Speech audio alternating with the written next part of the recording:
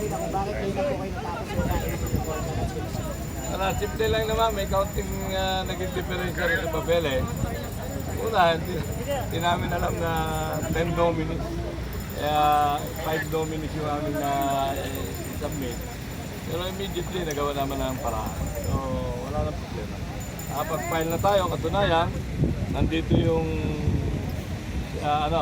pina-receive natin na Pinay. Nasaan ba yung papeles?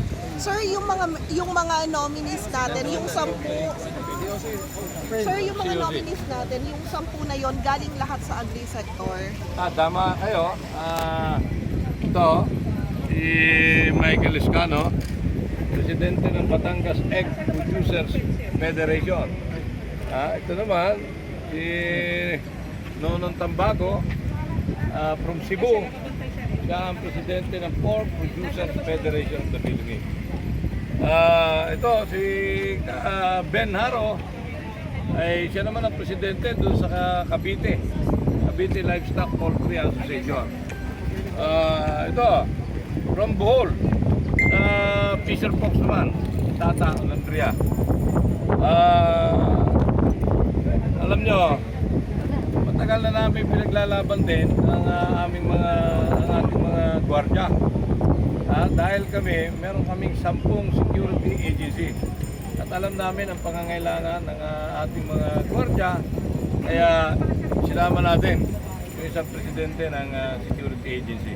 Sir, ngayon sa Congress, ilan ang seat na nakuha ng AGAP? Isa lang. Oh. Sir, ngayon na 10 yung nominees natin and lahat actually ng sektor sa agri na nasakop nyo ngayon, how confident po kayo na makakakuha kayo ng mas maraming seat? Tingin ko naman sa pagkakataong ito, makakarami tayo ng boto, maaaring makadalawa, hopefully makatatlo ng nomining manalo, pagkat kita-kita naman ng taong bayan kung sino talaga ang tunay na galing sa sektor. Kami, agricultural sector, ang nagtayo ng AGAP ay sektor ng magmamano, pag-itlog, pagbababoy, aquaculture, sa fisheries, mga magsasaka. Madalit sabi, talagang galing ito sa mga itong AGAP ay tinayo ng mga nasa sektor na agrikultura. Ano mga bago natin isusunod sa Congress? Ito talagang effective para sa mga farmers natin? Actually, yung huling-huling na pirmahan, kung natatandaan nyo, yung Anti-Agricultural Economic Sabotage Act, naging batas na yan, napakatagal natin yung binabalangkas. Sa Kongreso, sa Senado, tayo ang principal author and sponsor. At nangyari na ito'y napalagay sa National Council under the Office of the President. Siya ang chairman, papasalamat kami.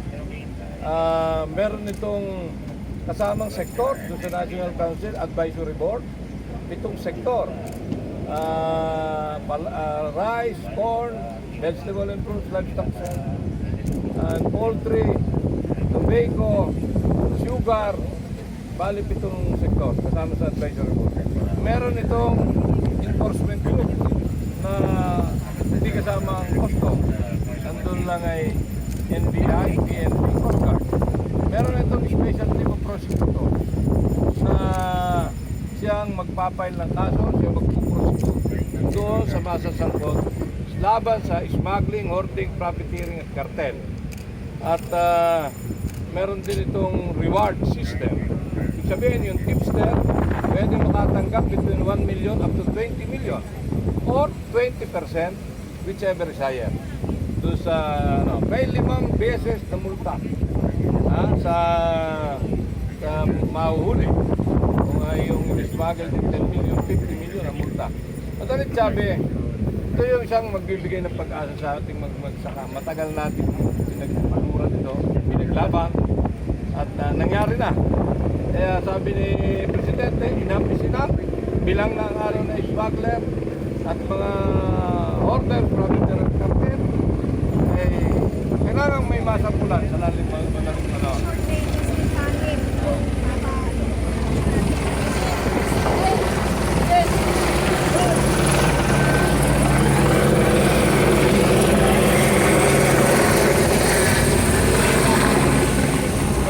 Yun, yung isang panibagong batas, na-file na. Tapos na sa Senate, sa Kongreso ay nasa technical working group na. Tingin ko matatapos na rin. Ang tawag dito, Livestock, Poultry, and Dairy Competitiveness Enhancement Fund. Yun, yung lahat ng collection sa taripa ng ini-import nating mga karne ng baboy, manok, baka, ay iipunin, abot sa 30 billion, ibabalik sa sektor ng livestock, poultry, and dairy. At kasama dyan, yung corn. Yung corn competitiveness enhancement bank, meron na kukulektang sa importation din, na 3 billion, ibabalik din sa magmamais. So ito, pag nangyari, naging batas, merong pondo para mabilis umunlad na nasa livestock and poultry, na nasa corn, may pag nagkakaroon ng mga ganitong sakit katulad ng ASF, bird flu, merong ibabayad sa mga tinatamaan ng bird flu at saka ASF. Paano nyo pinumomonitor yung mga kinasuhan na ng smuggling or ng coordinating? Kayo po ba'y makikipag-coordinate sa kanila o sila makikipag-coordinate mo sa inyo? Ako, nagsabi na ako sa Congress, sa aming chairman, na kung pwede ako'y maging part ng oversight committee. So, ako'y naging member ng oversight committee. Hindi natin nahayaan na walang mangyari dito sa aming batas na pinaghirapan, ang anti-agricultural economic sabotage. Kahit sino. Oo, alam nyo naman, kilala nyo naman ako. Wala, non-negotiable ako pagdating sa kapakanan ng magsasaka at mangingisda. Sapagkat ako'y naniniwala, kung gusto natin na magkaroon ng sapat na pagkain ang pamilyang Pilipino, kailangan natin ng maunlad na magsasaka.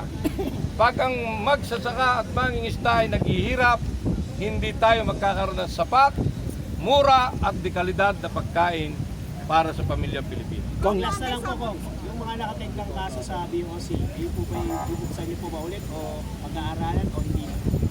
Ang batas kasi hindi pwedeng retroactive perspective.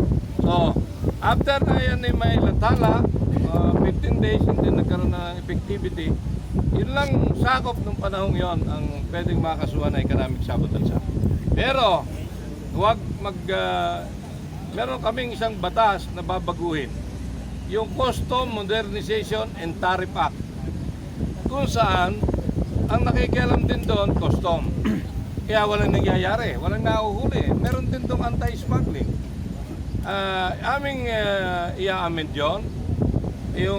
Kasi yung sakop ng economic sabotage say 10 million and above yung threshold. Pag nag-smuggle ka, 10 million and above.